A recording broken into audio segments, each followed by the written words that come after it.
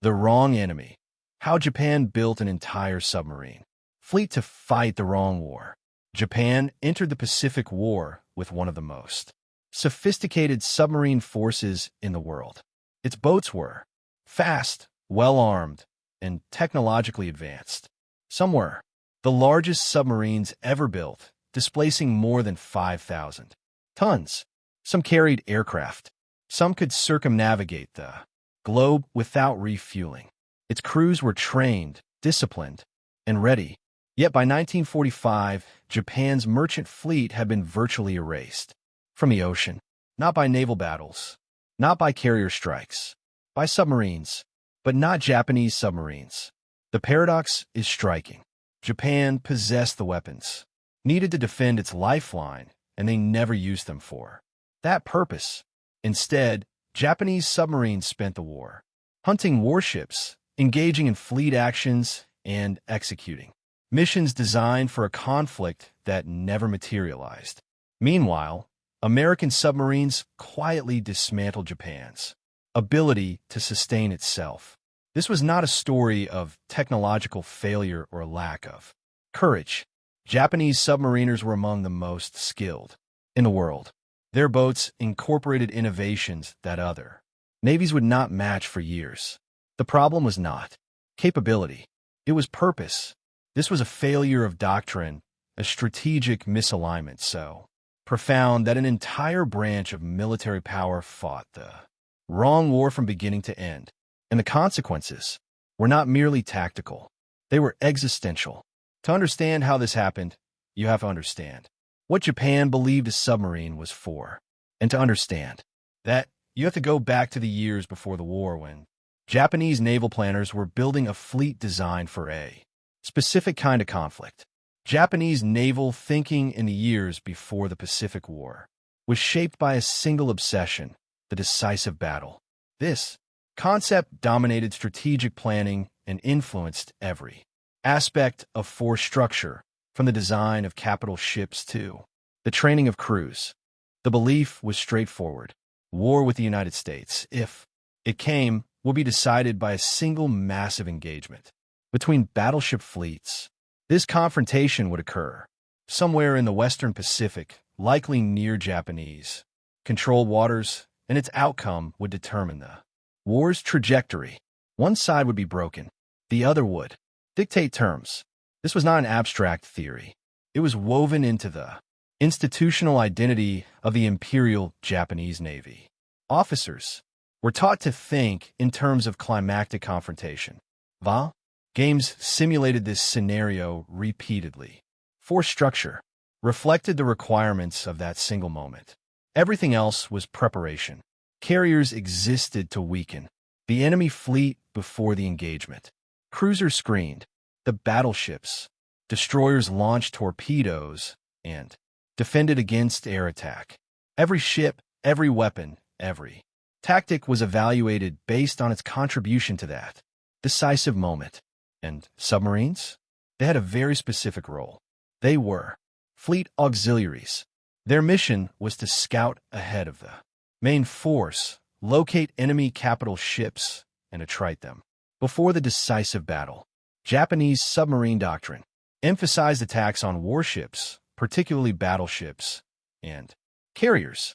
Speed, endurance, and heavy armament were prioritized to enable long-range patrols and engagements with fast-moving naval targets.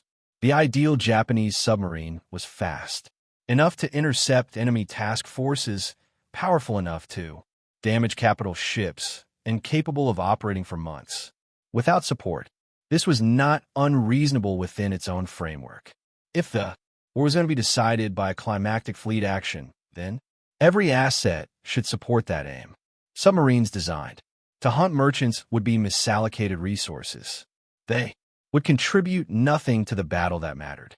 They would be wasted on targets that, in the grand scheme, were irrelevant. There was also a historical precedent. Japan's stunning victory over Russia at Tsushima in 1905 had been exactly the kind of decisive battle Japanese planners envisioned. The Russian fleet had been destroyed in a single engagement. The war was effectively over. The lesson seemed clear: build toward that moment, and everything else would follow. The problem, of course, was that the decisive battle never came.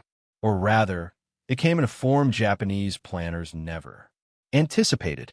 The war was not decided in a single engagement, but through sustained attrition across thousands of miles of ocean. And in that kind of war, merchant shipping was not a secondary concern. It was the central vulnerability. But Japanese doctrine had already been set. Training had been conducted. Ships had been built. Institutional culture had solidified.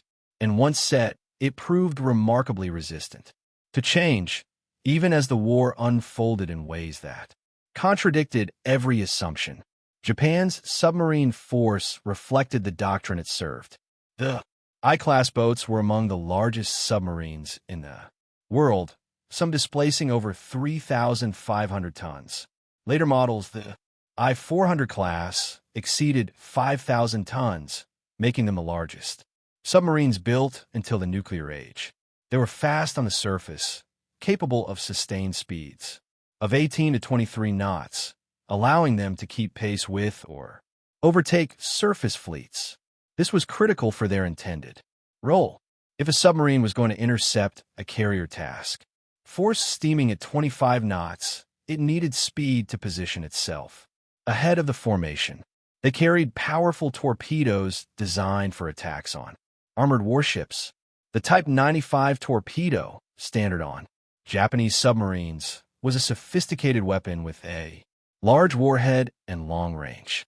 It was optimized for penetrating the thick hulls of battleships and cruisers, not the thin plating of merchant vessels. Many were equipped with reconnaissance seaplanes stored in watertight hangars. The idea was elegant in theory.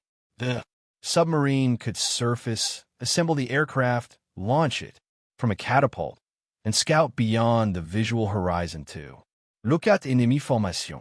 Once found, the submarine would shadow the target or coordinate attacks with other units. This was sophisticated, expensive, and highly specialized. The seaplanes required maintenance, trained pilots, and considerable deck space.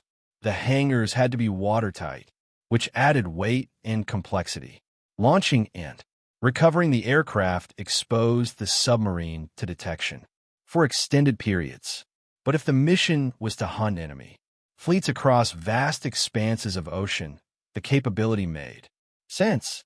It was also fundamentally unsuited to commerce warfare. Large submarines made larger targets and were easier to detect, both visually and by sonar. Their size limited maneuverability, making them less able to evade depth charge attacks. Seaplanes required maintenance, space, and handling time, adding complexity without tactical benefit. Against merchant convoys, speed and endurance were useful traits, but not when the mission required patience, stealth, and positioning near shipping lanes rather than chasing fast warships across open ocean. A smaller, simpler submarine could loiter near a convoy route for weeks, attacking when opportunity arose. A large fleet submarine was designed for mobility, not persistence. The crews trained accordingly. They practiced coordinated attacks on fleet targets, working in groups to intercept and engage enemy capital ships. Tactics emphasized long-range engagements, precision targeting, and rapid repositioning. After attack, little emphasis was placed on the kind of patient stalking and convoy interception that defined successful commerce rating. There was also a cultural dimension that reinforced these choices. Attacking merchant ships lacked prestige. The glory, the honor, the recognition within the service all flowed toward those who engaged enemy warships. Sinking a battleship was a career-defining achievement, celebrated in reports and rewarded with promotion. Sinking a freighter was routine work, unglamorous, and beneath the status of a frontline combatant. This was not unique to Japan. Many navies shared similar prejudices. Surface warfare against capital ships was considered the pinnacle of naval combat. Commerce rating. by contrast, was viewed as secondary work, often relegated to lighter units or older vessels. But in Japan's case, the prejudice aligned with doctrine, reinforcing decisions that would prove catastrophic. The institutional bias extended into training schools, promotion criteria, and operational orders. Officers who distinguished themselves in fleet operations advanced. Those who focused on merchant warfare did not. The incentive structure pushed every commander toward warship targets, even when strategic logic suggested otherwise. When war began in December 1941, Japanese submarines deployed exactly as planned. They took up positions along anticipated routes for the U.S. Pacific Fleet. They scouted, they waited, and they engaged when opportunities arose. They achieved some successes. Several American warships were damaged or sunk by Japanese submarines, including the carriers Wasp in Yorktown and cruisers like the Indianapolis. These were celebrated as vindications of doctrine. Reports emphasized the skill and courage involved. Commanders were commended. The sinkings were presented as proof that the strategy was working. Yet the broader strategic effect was minimal. The U.S. fleet adapted quickly. Routing changed. Anti-submarine measures improved. Destroyer escorts increased. Sonar detection became more effective. And most importantly, the fleet continued operations. The losses were absorbed, replaced, and integrated into ongoing campaigns. The decisive battle Japanese submarines were meant to enable never materialized. Meanwhile, Japan's merchant fleet was being systematically destroyed. And this destruction was not a byproduct of fleet actions or carrier raids. It was deliberate, methodical, and relentless. Japan was never self-sufficient. The home islands lacked virtually every raw material necessary for modern industrial. There was no domestic oil production. Rubber had to be imported. Iron or came from overseas. Bauxite for aluminum, copper for wiring, tin for alloys. All of it arrived by ship. This was not a marginal dependency. It was absolute. Without imports, Japanese industry would halt within weeks. Aircraft factories would run out of aluminum. Refineries would run dry. Steel mills would shut down. The military machine that had conquered vast territories in 1941 and 1942 could only function as long as the sea lanes remained open. The southern resource area, the territories seized early in the war, was supposed to solve this problem. The Dutch East Indies provided oil. Malaya produced rubber and tin. The Philippines offered food and mineral resources. In theory, Japan had secured access to everything it needed. In practice, securing the resources meant nothing if they could not be transported. This created a strategic dependency that defined the entire VA. Tankers had to reach refineries, or carriers had to reach steel mills. Food had to reach cities. The merchant fleet was not a logistical convenience. It was the circulatory system of the war effort. If the shipping stopped, the war effort would collapse from within, regardless of what happened on the battlefield. Japanese planners understood this vulnerability in abstract terms. Reports acknowledged the importance of maintaining shipping capacity, but abstract understanding did not translate into concrete action. The merchant fleet was never given the protection it required. Anti-submarine warfare remained underdeveloped. Convoy systems were implemented late and poorly. And most critically, Japanese submarines were never reoriented toward protecting these vital sea lanes. American submarine commanders, by contrast, understood the opportunity immediately. Unlike their Japanese counterparts, they were not constrained by fleet-centric doctrine. They operated under unrestricted submarine warfare orders from the war's outset, with explicit instructions to target merchant shipping. The campaign began cautiously. Early war American torpedoes were plagued by catastrophic failures. Magnetic detonators malfunctioned. Depth-keeping mechanisms failed, causing torpedoes to run too deep. Contact exploders often broke on impact without detonating. Submarine commanders reported watching perfect shots pass harmlessly beneath targets or strike hulls without exploding. These problems persisted through 1942 and into 1943, wasting patrols and demoralizing crews. But the issues were systematically investigated, identified, and resolved. By mid-1943, the technical problems had been largely corrected. New torpedo models entered service.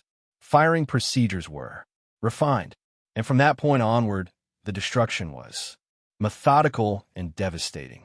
American submarines positioned themselves along known shipping routes. They tracked convoys using intelligence derived from broken Japanese codes. They infiltrated defended zones, operating close to enemy ports and major harbors. They struck at night when detection was difficult, submerged by day to avoid air patrols, and withdrew before counterattacks could be organized. The tactics were patient and opportunistic. A submarine might shadow a convoy for days, waiting for the optimal moment to attack. It would select high-value targets, tankers, above all, and strike when escorts were least alert. After the attack, it would dive deep, evade the inevitable depth charge, barrage, and reposition for another attempt. The statistics tell the story with brutal clarity. In 1942, Japan lost roughly 1 million tons of merchant shipping. This was painful but sustainable. Shipyards were still producing. Replacements, and the fleet, though diminished, remained functional. In 1943, the figure rose to 1.8 million tons. This was when the American torpedo problems were finally resolved and the campaign began to accelerate. Submarines operated with greater confidence. Success rates improved. Commanders grew bolder. The monthly tallies climbed steadily. By 1944, losses exceeded 3.8 million tons. This was not attrition. It was obliteration. Japanese shipyards could not replace tonnage at anywhere near this rate. The merchant fleet was shrinking rapidly, and the economic consequences were cascading through every aspect of the war effort. Tankers were priority targets, and the results were stark. Oil imports from the Dutch East Indies, critical for sustaining military operations, were reduced to a fraction of pre-war levels. By late 1944, Japan's ability to transport oil had been nearly eliminated. Refineries ran dry. Fuel depots emptied. Aircraft were grounded not because they were damaged, but because there was no fuel to fly them. The fuel shortages cascaded through every aspect of operations. Naval vessels sat idle in port, unable to sortie. Training flights were curtailed, leaving replacement pilots inadequately prepared. Ground forces relied on horse-drawn transport because trucks lacked fuel. The entire military apparatus was slowly being paralyzed. Food shipments collapsed as well. Rice imports from Southeast Asia, essential for feeding both the military and civilian population, slowed and then stopped. Civilian rations were cut repeatedly. Malnutrition spread through cities. Workers in war industries weakened. Productivity declined. The home islands, already strained by war production, could not feed their population without imports, and the imports were no longer arriving. Iron ore, bauxite, and other industrial materials followed the same pattern. Steel production declined sharply. Aluminum output dropped. Aircraft manufacturing slowed because the raw materials needed for airframes and engines were not reaching factories. Shipyards struggled to replace losses because the ore and metal required for hulls and machinery never arrived. The entire war economy was choking on the loss of shipping. And throughout all of this, throughout the steady, relentless dismantling of Japan's economic foundation, Japanese submarines continued to hunt American warships. They operated in support of fleet actions that never came. They scouted for major operations that were repeatedly postponed or canceled. They executed missions that, while occasionally successful, contributed nothing to alleviating the strategic crisis unfolding across the Pacific. There were moments when the problem was recognized. Some officers within the Japanese Navy advocated for a fundamental shift in submarine doctrine. Intelligence reports documented the scale of merchant losses in devastating detail. Analysts calculated that at current rates, the merchant fleet would be functionally destroyed within 2 years. Proposals were drafted arguing that protecting convoys should take precedence over offensive fleet operations. Some suggested diverting submarines to anti-submarine patrols, hunting American boats in the same shipping lanes. They were devastating. Others proposed using submarines as high-speed convoy escorts, leveraging their underwater speed to respond to attacks.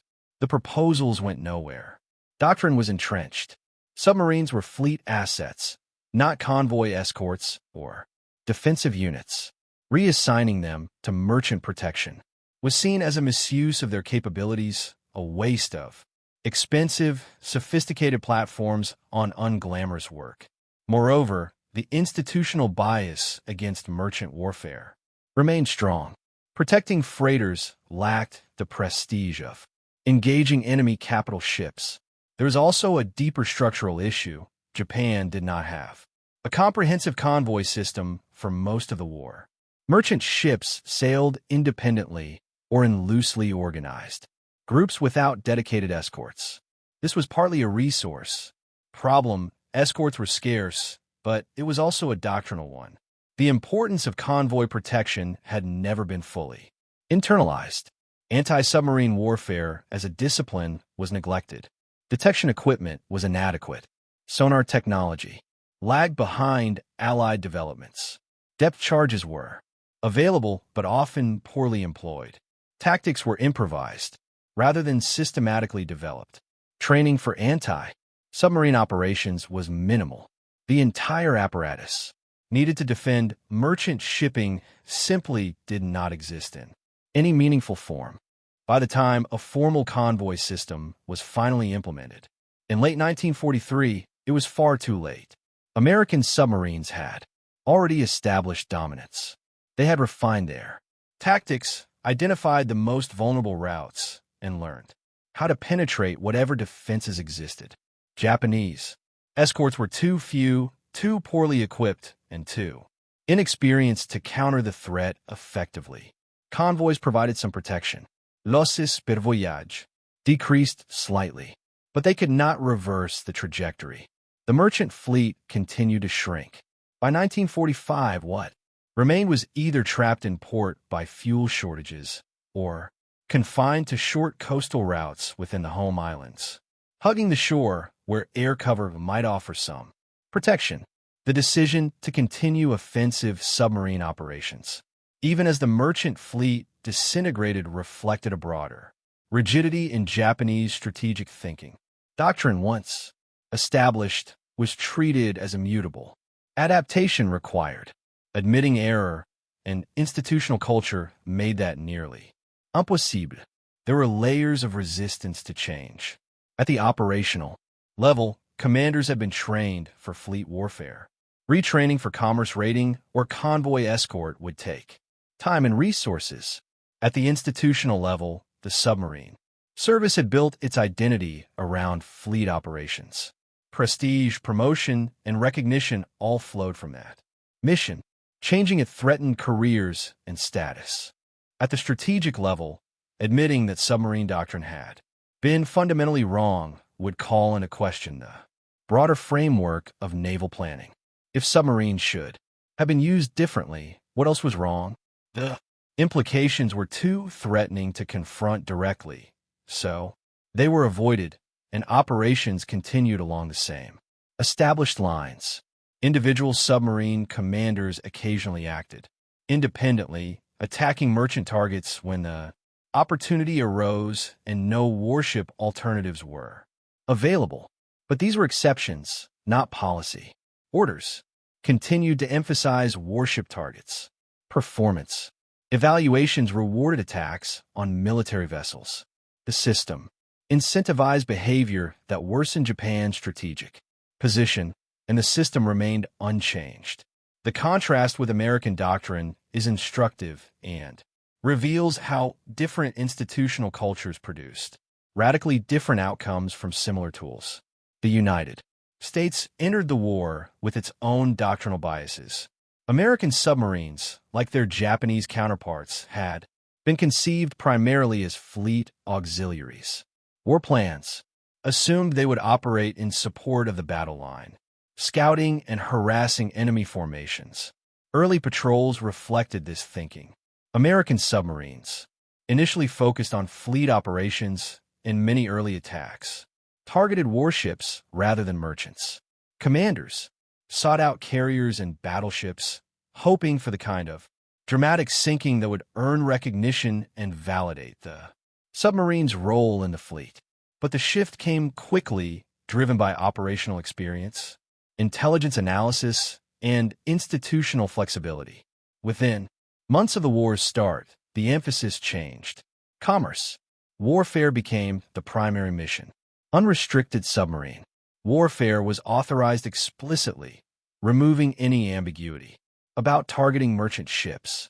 The mission was clear and unambiguous: destroy Japan's ability to move resources, sink tankers, sink carriers, sink tout transport, attack anything that sustained Japan's war effort. Everything else was secondary. If a warship presented itself, fine, but the primary objective was economic strangulation, and that meant merchant shipping. American submarines were also designed differently, though the differences were not intentional. They were smaller than Japanese I-class boats, typically around 1,500 tons. Displacement. This made them easier to produce, more maneuverable underwater, and somewhat less visible. They lacked seaplanes and heavy surface armament, which reduced complexity and maintenance requirements. They compensated with better underwater performance. American boats were quieter, dove faster, and could operate at greater depths, giving them advantages in evasion. Their torpedo tubes were more numerous, allowing larger salvos. And once the torpedo problems were resolved, their weapons were reliable and deadly.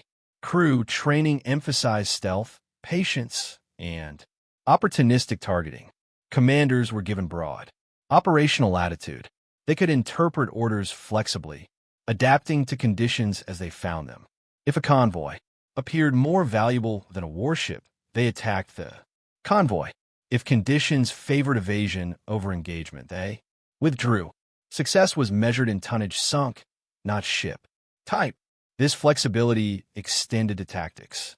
American submarines developed wolf pack techniques, coordinating multiple boats to attack the same convoy. They used radio intelligence to position themselves along convoy routes before targets arrived. They learned to exploit gaps in Japanese air patrols, attacking in areas where detection was least likely. The approach was pragmatic, adaptive, and ruthlessly effective. The result was a campaign that methodically dismantled Japan's logistics infrastructure. By 1945, American submarines had accounted for roughly 55% of all Japanese merchant shipping losses. This figure is staggering when you consider the context. Surface forces, including cruisers and destroyers, contributed to the total. Aircraft from carriers and land bases attacked shipping. Mines laid in harbors and coastal waters sank vessels. Yet submarines alone accounted for more than half the destruction. The strategic effect was cumulative and irreversible. Each sinking reduced Japan's carrying capacity. Fewer ships meant longer turnaround times between voyages. Reduced efficiency led to backlogs at ports. Higher losses per voyage meant that even the remaining ships were increasingly risky to deploy. The system was not resilient. It was fragile, and once broken, it could not be repaired. Japan could not replace merchant tonnage at the rate it was being destroyed. Shipyards were already fully committed to warship construction, building carriers, battleships, cruisers, and destroyers consumed most of the available capacity. Even when merchant ship production was prioritized, output lagged far behind losses. Moreover, building ships require materials that were themselves becoming scarce due to shipping losses. Steel for hulls, machinery for engines, electrical components, all of it depended on imports that were no longer arriving. The cycle was vicious and self-reinforcing. Losses reduced carrying capacity, which reduced imports, which reduced the ability to build replacements. By late 1944, the merchant fleet had been reduced to a fraction of its pre-war size. Most of what remained was trapped in port by fuel shortages, damaged beyond repair, or confined to short coastal routes within the home islands, where submarines operated with slightly less impunity. The sea lanes to the southern resource area were effectively cut. The resources were still there, still being extracted. The consequences of this destruction extended far beyond logistics. They permeated every aspect of Japan's military operations, gradually strangling the ability to sustain offensive or even defensive campaigns. Garrisons on isolated islands received no reinforcement or resupply. Troops on bypassed atolls were cut off, left to survive on local resources or starve. Major bases in the Philippines, the Marianas, and elsewhere found themselves under siege not by enemy forces initially, but by lack of supply. Ammunition ran low. Medicine ran out. Food became scarce. Forces in Southeast Asia and China, though still numerically strong, were similarly constrained. They could not be reinforced. Damaged equipment could not be replaced. Even when local resources were available, the lack of shipping meant that surpluses in one region could not be redistributed to areas of shortage. Each theater became isolated, forced to operate independently with whatever resources it already possessed. Aircraft operations were particularly affected. By late 1944, fuel shortages had become so severe that training flights were drastically reduced. Replacement pilots entered combat with minimal flight hours, often as few as 100 hours total. They were inadequately prepared, lacked the skills for complex maneuvers, and died quickly in combat. The loss rates among new pilots reached catastrophic levels. Even experienced pilots were grounded when fuel was unavailable. Aircraft sat on runways, fully operational but immobilized. Entire air groups were rendered inactive not by combat losses, but by inability to refuel. The fuel that did arrive was hoarded for emergency operations, but emergencies became constant, and the reserves were quickly exhausted. Naval operations were similarly restricted. The fleet could not sortie without fuel, and fuel was increasingly unavailable. Major warships sat in port for months, conserving what little remained. Training exercises were canceled. Routine patrols were suspended. By the time of major engagements like the Battle of Leyte Gulf in October 1944, Japanese ships were operating with minimal fuel reserves. This had direct tactical consequences. Ships could not maneuver freely because doing so would exhaust their fuel. Before reaching home port, commanders were forced into desperate gambles, committing forces to attacks they knew were unlikely to succeed because withdrawal was not an option. The fuel situation transformed naval strategy from calculated risk to last-ditch desperation. The home front deteriorated in parallel. Food shortages became severe as rice imports from Southeast Asia ceased. Civilian rations were cut repeatedly, dropping to levels that barely sustained life. Malnutrition spread through urban populations. Workers in war industries weakened, and productivity declined further. Industrial production dropped sharply. Factories that required imported raw materials simply stopped operating. Aluminum production fell to a fraction of pre-war levels. Because bauxite shipments had ceased, steel mills reduced output for lack of iron ore. Even facilities that had raw materials struggled because the coal needed to power them was not arriving. The electrical grid became unreliable. Power generation depended on coal and oil, both of which were in critical shortage. Blackouts became routine. Factories operated on reduced schedules, further depressing output. The entire industrial base was failing, not because of bombing damage, though that was significant, but because the inputs needed for production were no longer available. Morale eroded as the situation worsened. Civilians understood that food was scarce, that conditions were deteriorating, that the war was not being won. Official propaganda continued to claim victory, but the gap between rhetoric and reality was unmistakable. Trust in leadership declined. Compliance with directives became grudging. The social cohesion that had sustained early war mobilization began to fray. The blockade imposed by American submarines was not a peripheral issue or a secondary front. It was central to Japan's collapse. More than strategic bombing, more than island-hopping campaigns, more than any single battle, the destruction of the merchant fleet determined the war's outcome. Japan could not fight without resources, and it could not move resources without ships.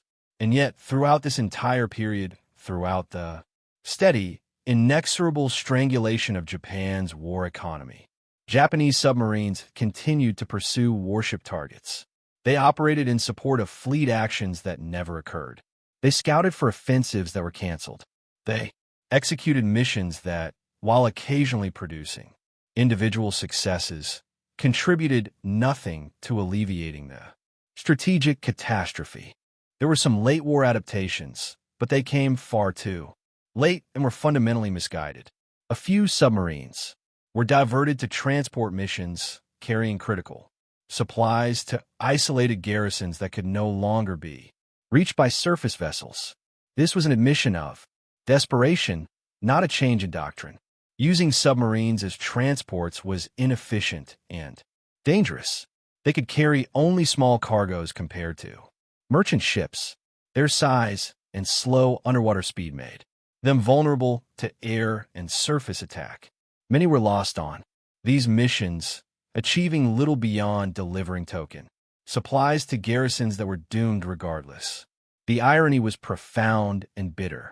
Japan possessed submarines capable of interdicting enemy supply lines, yet never employed them for that purpose. The technology existed. The weapons were available. The crews were skilled. What was missing was the doctrinal framework to use them effectively. The United States, meanwhile, used its submarines to devastating effect against Japanese logistics. American boats methodically severed the arteries that sustained Japan's war effort. They attacked without pause, adapted continuously, and achieved results that no amount of fleet engagement could match. The difference was not technological. It was conceptual.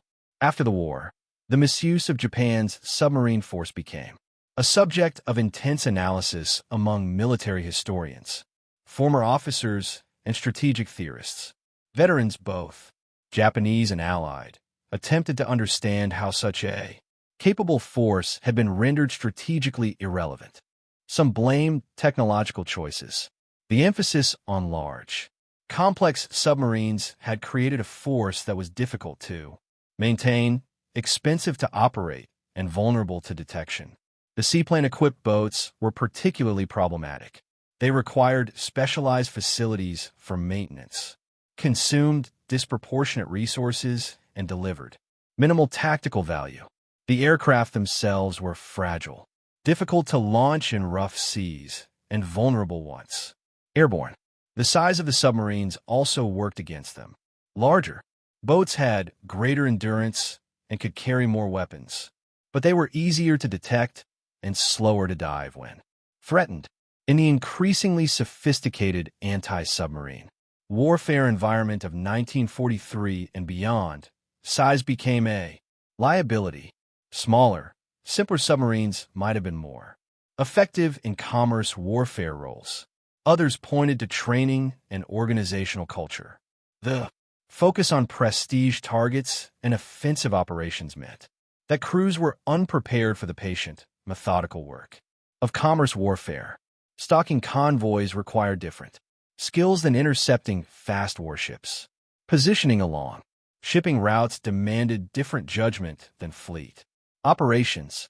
The training had optimized for the wrong mission. The institutional bias against merchant shipping reinforced behaviors that contradicted strategic necessity. Commanders who sank freighters received less recognition than those who damaged warships. Promotion criteria favored aggressive engagement with military targets. The career incentives pushed officers toward missions that felt important but achieved little strategically. This was not a mistake in execution or a failure of individual commanders. It was a fundamental misreading of the kind of war being fought. The decisive battle that Japanese doctrine assumed would occur never materialized because the United States refused to fight on those terms. American strategy emphasized attrition, bypassing strong points, severing supply lines, and avoiding set-piece engagements where Japanese advantages might tell. In that environment, Japan's fleet-centric doctrine was worse than ineffective. It was actively counterproductive. Resources were allocated toward capabilities that the enemy refused to engage. Submarines hunted for battles that never occurred. Meanwhile, the war was being decided in areas Japanese doctrine barely acknowledged in the steady destruction of merchant shipping that sustained the entire war effort. Some Japanese officers acknowledged the error in post-war writings. They described the growing awareness as the war progressed that the submarine force was being wasted. Reports reached headquarters documenting merchant losses and arguing for doctrinal change.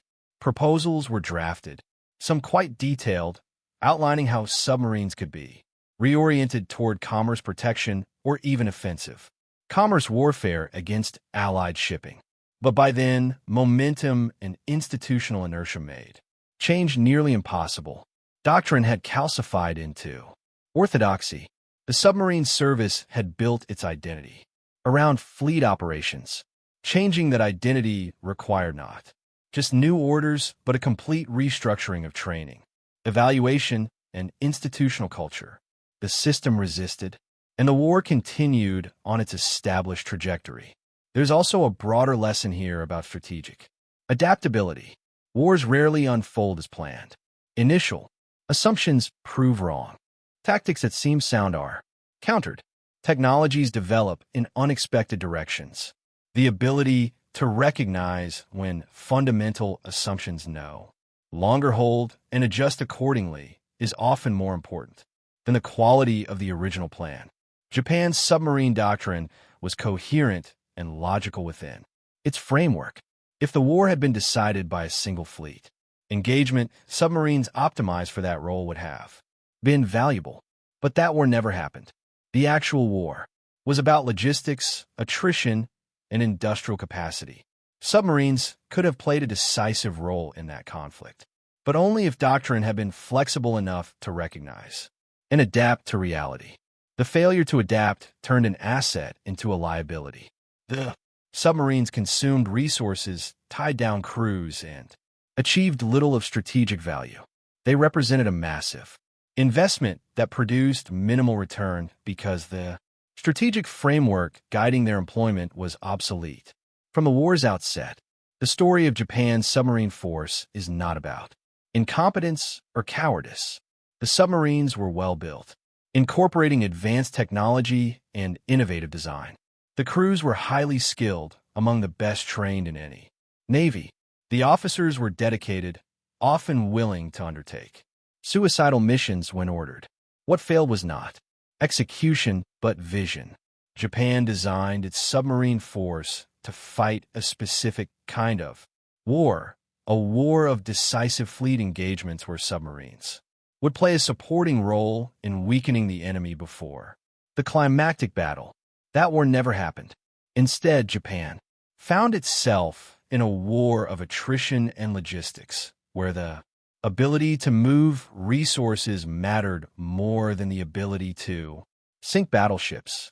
The United States understood this, either intuitively or through rapid adaptation. American submarines were unleashed against merchant shipping from the beginning, and the campaign was relentless.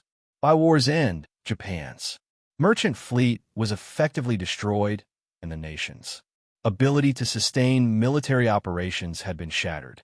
The deeper question is not why Japan failed to use its submarines effectively, but why doctrine proved so resistant to reality.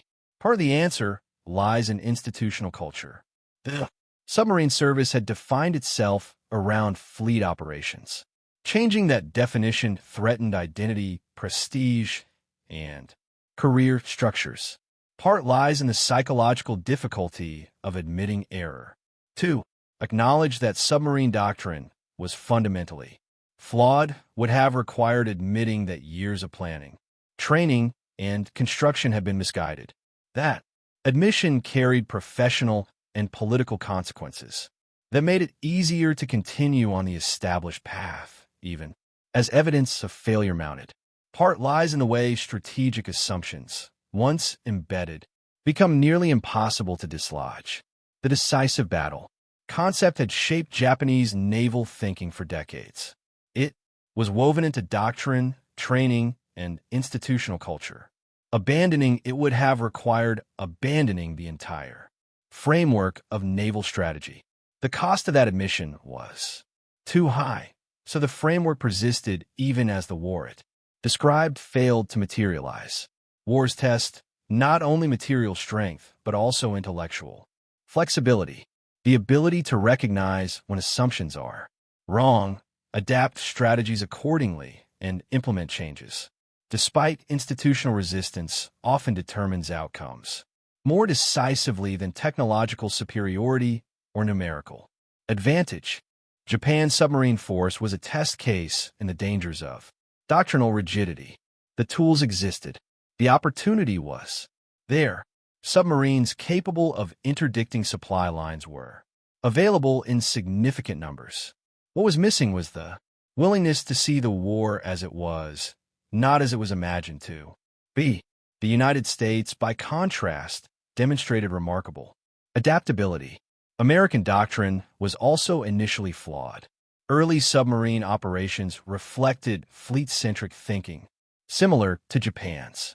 But the problems were recognized quickly, solutions were implemented, and the strategy shifted to commerce warfare within months.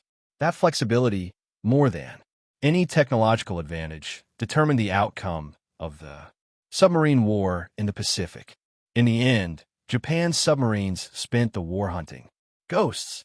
They searched for the decisive battle that never came, for the fleet engagement that would vindicate their design and doctrine. Meanwhile, the real war, the war that mattered, was fought and lost in the undefended sea lanes. They ignored. The merchant fleet was destroyed not because Japan lacked the means to defend it, but because Japan never believed it needed defending. Merchant ships were not prestigious targets. Commerce protection was not heroic work. The decisive battle was what mattered, and everything else was secondary. That belief, more than any single defeat, sealed the outcome. Japan's industrial base collapsed, not because factories were bombed, though they were, but because the raw materials needed to operate them never arrived. The military withered, not because of battlefield losses, though those were severe, but because fuel, ammunition, and supplies could not be delivered. The submarines that might have prevented this catastrophe, or at least mitigated it, were elsewhere, patrolling empty oceans in search of a battle that would never occur. They were victims not of enemy action, but of their own doctrine, trapped in a strategic framework that had become obsolete before the first shot was fired. So what do you think? Can superior doctrine overcome material disadvantage, or does adaptability matter more than initial planning? Does prestige and institutional culture inevitably distort strategic decision-making, or can organizations learn fast enough to matter? Share your thoughts in the comments. And if this analysis challenges the conventional narrative about the Pacific War, if it makes you reconsider what actually decided the outcome, consider hitting like. If you want more deep dives into strategic failures, the decisions that shaped history, and the gap between doctrine and reality, subscribe to the channel. Because wars are not won by building the best weapons. They are won by understanding what kind of war you are actually fighting.